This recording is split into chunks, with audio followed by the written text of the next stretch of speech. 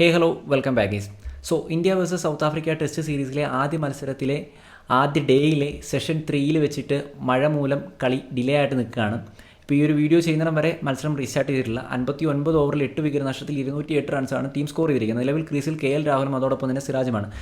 Early wickets down ആയത് ഇന്ത്യക്ക് വലിയൊരു വെല്ലുവിളി ഉയർത്തിയിട്ടുണ്ടായിരുന്നു. എന്നിരുന്നാലും കുഴപ്പമില്ലാത്ത രീതിയിലൊരു സ്കോർ ബിൽഡ് ചെയ്യാൻ ഇന്ത്യക്ക് സാധിച്ചിട്ടുണ്ട്. ഈ ഒരു ഗ്രൗണ്ടിലെ ഒരു ഫസ്റ്റ് ഇന്നിംഗ്സ് ആവറേജ് സ്കോർ 260 അല്ലെങ്കിൽ 250 എത്തിച്ചു കഴിഞ്ഞാൽ ഇന്ത്യക്ക് വലിയ കുഴപ്പമില്ലാത്ത രീതിയിൽ പിടിച്ചു നിൽക്കാൻ സാധിക്കും. അത് കമൻട്രിയിൽ തന്നെ എടുത്തു പറയുന്നുണ്ടായിരുന്നു. കാരണം ഈ ഒരു പിച്ചിൽ അൺഈവനായിട്ടുള്ള ബൗൺസും ടേൺസും അതുപോലെ തന്നെ പേസും ഒക്കെ ഉണ്ടാവാറുണ്ടെന്നുള്ള കാര്യം നമുക്ക് സംശയമില്ലാത്തതാണ്. അത് ശരിക്കും നമുക്ക് ഈ ഒരു 59ാമത്തെ ഓവറിൽ വരെ കാണാൻ സാധിക്കുന്നുണ്ടായിരുന്നു.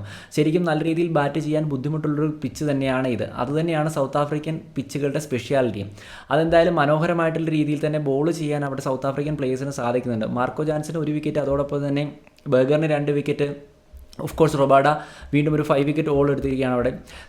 ഇവിടെ നോക്കുകയാണെങ്കിൽ റൊബാഡ തൻ്റെ കരിയറിൽ 500 വിക്കറ്റ് നേട്ടത്തിലേക്ക് എത്തിയിരിക്കുകയാണ്. വെറും 28 വയസ്സിൽ 500 വിക്കറ്റ് നേട്ടം എന്ന് പറയുന്നത് ഒട്ടും മോശമല്ല. ഒരു കിടിലൻ ബോളർ തന്നെയായിട്ട് റബാഡ ഇങ്ങനെ മാറിക്കൊണ്ടിരിക്കുകയാണ് എന്ന് നമുക്ക് ഉറപ്പിച്ചു. ഓൾറെഡി നല്ല ബോളറാണ്. ബോളിംഗ് സൈഡിൽ അതിമാരക പ്രകടനം തന്നെയാണ്. അവർ ഇതുവരെ 4 ബോളേഴ്സിനെ മാത്രമേ യൂസ് ചെയ്തിട്ടുള്ളൂ. അത് വെച്ച് നോക്കുകയാണെങ്കിൽ ഒരു മാരക പ്രകടനം തന്നെയാണ് നമുക്കിവിടെ ബോളിംഗ് സൈഡിൽ നിന്നും സൗത്ത് ആഫ്രിക്കൻ സൈഡിൽ നിന്ന് കാണാൻ സാധിക്കുന്നത്. ഇന്ത്യൻ സൈഡിലേക്ക് വരുമ്പോഴും ആ ഒരു അതിമാരക ബോളിംഗ് പ്രകടനം നമുക്ക് പ്രതീക്ഷിക്കാം. അശ്വിൻ മാത്രമാണ് ടീമിലെ ഏക സ്പിന്നർ. ബാക്കി നോക്കിക്കഴിഞ്ഞാൽ പ്രസിദ്ധ് കൃഷ്ണ, ശാർദുൽ താക്കൂർ, അതോടൊപ്പം തന്നെ മുഹമ്മദ് സിറാജ്, ജസ്പ്രീത് ബുംറ 4 പേസ് ബോളേഴ്സ് ഉണ്ട്. എന്തായാലും കൂടുതൽ പേസ് ബോളേഴ്സിനെ അറ്റാക്കിന് വിടുകയായിരിക്കും അവിടെ ഇന്ത്യയും ചെയ്യാൻ പോകുന്നത്. നമുക്ക് മനസ്സിലാകുന്നുണ്ട് അൺഈവനായിട്ടുള്ള പേസും ബൗൺസും ഒക്കെയാണ് ഈ ഒരു പിച്ചിൽ കിട്ടുന്നത്. എന്തായാലും ഫസ്റ്റ് ഇന്നിംഗ്സിൽ ഈ ഒരു സ്കോർ 208 എന്ന് പറയുന്നത് KL രാഹുൽ സ്റ്റിൽ ക്രീസിലുള്ളത് ടീമിനെ സംബന്ധിച്ച് ഏറ്റവും വലിയൊരു ഗുണം ചെയ്യുന്ന കാര്യം തന്നെയാണ്. ഒരു 240-250 എടുത്താൽ പോലും ഫസ്റ്റ് ഇന്നിംഗ്സിൽ നല്ലൊരു സ്കോർ തന്നെയാണ് ഈ ഒരു പിച്ച് കണ്ടീഷനിൽ ഇതെന്ന് പറയുന്നത്. പൂർണ്ണമായിട്ടും നമുക്ക് ഇതിനൊരു ബാറ്റിംഗ് തകർച്ച എന്ന് വിശേഷിപ്പിക്കാനാവില്ല. എക്സ്പെക്ട് ചെയ്തിരുന്നു യശസ്വി ജയ്സ്വാളിൻ്റെ ഭാഗത്തുനിന്നും അതോടൊപ്പം തന്നെ രോഹിത് ശർമ്മയുടെ ഭാഗത്തുനിന്നും ഒരു ഗ്രേറ്റ് ഇന്നിംഗ്സ് ഉണ്ടാവുമെന്ന്. പക്ഷേ അത് അവർക്ക് കണ്ടിന്യൂ ചെയ്യാൻ സാധിച്ചിട്ടുണ്ടായിരുന്നില്ല. രോഹിത് ശർമ്മയുടെ ഔട്ട് ഒരു അനാവശ്യ ഷോട്ടായിട്ടാണ് എനിക്ക് തോന്നിയത്. ആ ഒരു സമയത്ത് ആ ഒരു സിറ്റുവേഷനിൽ ഒരിക്കലും അങ്ങനെ ഒരു ഷോട്ടിൻ്റെ ആവശ്യമുണ്ടായിരുന്നതായിട്ട് തോന്നില്ല. യശസ്വി ജയ്സ്വാളിനും പിടിച്ചു നിൽക്കാൻ സാധിച്ചില്ല. ഗില്ലും വന്നിട്ട് ഫ്ലോപ്പായി. അതോടൊപ്പം തന്നെ ആദ്യത്തെ ആ ഒരു വലിയ പാർട്ണർഷിപ്പ് ഉണ്ടായത് സത്യം പറഞ്ഞു കഴിഞ്ഞാൽ വിരാട് കോഹ്ലി, ശ്രേയസ് അയ്യർ കൂട്ടുകെട്ടിലായിരുന്നു. ഇവർക്ക് രണ്ടുപേർക്കും കൂടുതൽ പിടിച്ചു നിൽക്കാൻ സാധിച്ചില്ല.